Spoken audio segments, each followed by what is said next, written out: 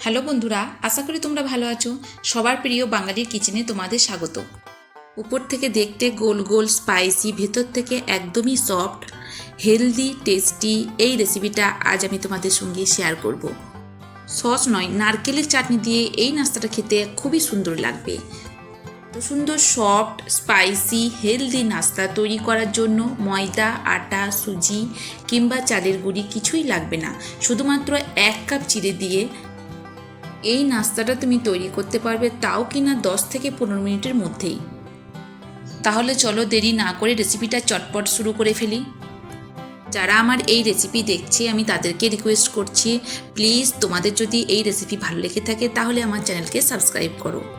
নাস্তাটা তৈরি করার জন্য সবার প্রথম আমি 1 কাপ চিড়ে নিয়েছি। চিড়ের ওজন যদি তোমরা জানতে চাও তাহলে চিড়ের ওজন মোটামুটি 50 গ্রামের মতো হবে। এরপর চিড়েটাকে বড় বাটির মধ্যে ঢেলে নিয়ে ভালো করে জল দিয়ে পরিষ্কার করে ধুয়ে নিতে হবে। তো দেখো, তোমরা দেখতেই পাচ্ছ জল দিয়ে খুব পরিষ্কার করে আমি চিড়েটাকে ধুয়ে নিয়েছি। 2 থেকে 3 মিনিট রেস্টে রেখে দেবো যাতে জলটা ভালো করে শোক করে নেয়। 2 থেকে 3 মিনিট পর আমি ফিরে এলাম। আর প্রথমে একটা ছোট পেঁয়াজকে ছোটো ছোটো টুকরো করে কেটে নিয়ে আমি চিড়ের মধ্যে দিয়ে দেব। তারপর দেব কিছুটা পরিমাণ ধনিয়া পাতা। ধনিয়া পাতাগুলো আমি ছোটো ছোটো করে কেটে নিয়েছি। এরপরে দেখো 1 চামচ পরিমাণ আমি দিয়ে দেবো চিলি ফ্লেক্স। স্বাদ মতো লবণ আমি এর সঙ্গে দিয়ে দেব। খুব ভালো করে এইভাবে চিড়েটার সঙ্গে সমস্ত উপকরণগুলো মিক্স করে নেব। এরপর এর মধ্যে কিন্তু কোনো জল দেওয়া লাগবে না, বা বেসন, ময়দা, আটা কোনো কিছুই দিতে হবে না। তো দেখো, খুব ভালোভাবে চিড়েটাকে মিক্স করে নিয়েছি। এরপর অল্প একটু পরিমাণ 1 চামচ পরিমাণ তেল আমি এখানে দিয়ে দিলাম।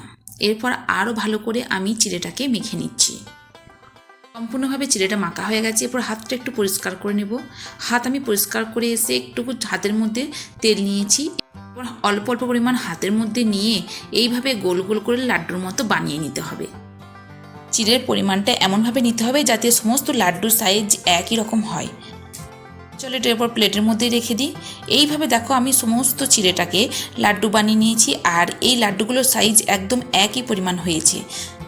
এরপর আমি এই নাস্তাগুলো একটু ভাপিয়ে নেব। তো ভাপিয়ে নেওয়ার জন্য এইরকম একটা ছিদ্রওয়ালা একটা প্লেট নিয়েছি। হাতে অল্প পরিমাণ তেল নিয়ে প্লেটের চারিদিকটা খুব ভালোভাবে লাগিয়ে দেব। প্লেটের চারপাশে ভালোভাবে তেলটা আমি লাগিয়ে দিয়েছি, তোমরা দেখতেই পাচ্ছ। এরপর তেল লাগানো হয়ে যাওয়ার পর একটা একটা করে নাস্তাগুলো প্লেটের উপর এইভাবে তুলে দেব।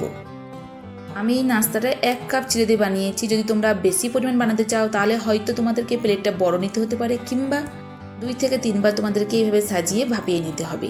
এদিকে একটা হাঁডির মধ্যে জল নিয়ে গ্যাসের উপর চাপিয়ে দিয়েছি আর গ্যাসটাকে অন করে দিয়েছি। এরপর নাস্তার প্লেটটাকে হাঁডির মুখে দিয়ে দিতে হবে আর উপর থেকে একটা ঢাকনা লাগিয়ে হাই ফ্লেমে 5 থেকে 7 মিনিট স্টিম করে নিতে হবে। এদিকে আমি কিছুটা পরিমাণ রসুন নিয়েছি আর কিছুটা পরিমাণ নিয়েছি পেঁয়াজ পাতা আর কারি পাতা। রসুন আর পেঁয়াজ পাতা ছোটো ছোটো পিস করে কেটে নিতে হবে। তো চলো রসুন আর পেঁয়াজ পাতা ছোটো ছোটো পিস করে কেটে নিই। তো তোমাদেরকে দেখে মনে হচ্ছে না এই রেসিপিটা খুবই সোজা? সত্যি এই রেসিপিটা খুবই সোজা।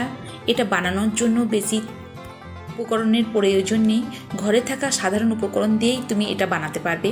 যদি তোমার হাতের কাছে পেঁয়াজ পাতা নাও থাকে তাও তুমি এই রেসিপিটা বানাতে পারবে, কিন্তু রসুন অবশ্যই এই রেসিপির জন্য দরকার।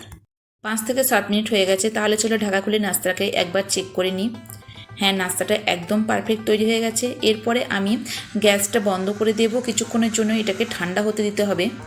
নাস্তাটা একদমই ঠান্ডা হয়ে গেছে। এটাকে আরও স্পাইসি আর সুস্বাদু বানাতে হবে। এখন আমি এদিকে গ্যাসের উপর দিয়েছি একটা কড়াইয়ে 1 টেবিল স্পুন পরিমাণ তেল দিয়ে দেব। এখন আমি ফ্লেমটাকে মিডিয়াম রেখেছি। তাহলে তোমরা দেখতেই পাচ্ছ তেলটা গরম হয়ে গেছে। গরম তেলের মধ্যে দিয়ে দেব 1/2 চা চামচ পরিমাণ সর্ষে। এরপর দিয়ে দেব রসুন আর সর্ষে একটু নাড়াচাড়া করে নেব প্রথমে। এইভাবে কিছুটা টাইম দিয়ে নাড়াচাড়া করতে থাকলে কিছুক্ষণ পরে রসুনটার মধ্যে হালকা ব্রাউন কালার চলে আসবে। তখন এর মধ্যে দিয়ে দিতে হবে কারি পাতা। কারি পাতাটাও তেলের মধ্যে হালকা করে ফ্রাই করে নিতে হবে, তাহলে কারি পাতার যে একটা আলাদা সুগন্ধ সেটা তেলের মধ্যে ছড়িয়ে পড়বে আর নাস্তাটা আরও খেতে সুস্বাদু লাগবে। কারি পাতা কিছুক্ষণ ফ্রাই করার পর নাস্তাগুলোকে আস্তে আস্তে কড়াইয়ের মধ্যে দিয়ে দিতে হবে। তোমরা দেখতেই পাচ্ছ আমি একটা একটা করে সমস্ত নাস্তা কড়াইয়ের মধ্যে দিয়েছি। মতো অবস্থায় ফ্লেমটাকে একদমই লো রাখতে হবে। আর ফ্লেমটা লো করার পর 2 থেকে 3 মিনিট নাস্তাগুলোকে খুবই ভালোভাবে এইভাবে নেড়েচেড়ে ফ্রাই করে নিতে হবে। 2 থেকে 3 মিনিট নাড়াচাড়ার পর আমি ওপর থেকে দিয়ে দেব পেঁয়াজ পাতাগুলো। পেঁয়াজ পাতা দেওয়ার পর ফ্লেমটা বন্ধ করে দিতে হবে আর এইভাবে নেড়েচেড়ে দিতে হবে। এরপর ওপর থেকে দিয়ে দেব চিলি ফ্লেক্স। তোমরা এখানে লাল লঙ্কার পাউডার কিংবা কাঁচা লঙ্কা কুচিয়েও ব্যবহার করতে পারো। তোমরা দেখতে পাচ্ছ চিলি ফ্লেক্সটা নাস্তাটার গায়ে খুব সুন্দরভাবে লেগে গেছে আর এটা দেখতে আরও সুন্দর লাগছে। এরপর এটা একদম পারফেক্টভাবে তৈরি হয়ে গেছে। তাহলে চলো নাস্তাগুলো গরম গরম প্লেটের মধ্যে সার্ভ করে নিই। টমেটো সসের থেকেও নারকেলের চাটনি দিয়ে এই নাস্তাটা খেতে খুবই সুস্বাদু লাগবে। তাহলে চলো সকালের নাস্তা একদম তৈরি হয়ে গেছে। আর ওপর থেকে আমি কিছু পেঁয়াজ পাতা দিয়ে দেব। তোমরাও বাড়িতে চটপট এটা বানিয়ে ফেলো আর আমাকে কমেন্ট করে বলো নাস্তা তোমাদের কেমন লেগেছে। যদি তোমাদের আমার এই সিম্পল রেসিপি ভালো লেগে থাকে তাহলে তোমরা আমার এই ভিডিওকে লাইক শেয়ার করবে। এইরকমই অনেক সিম্পল রেসিপি আমার চ্যানেলে আছে।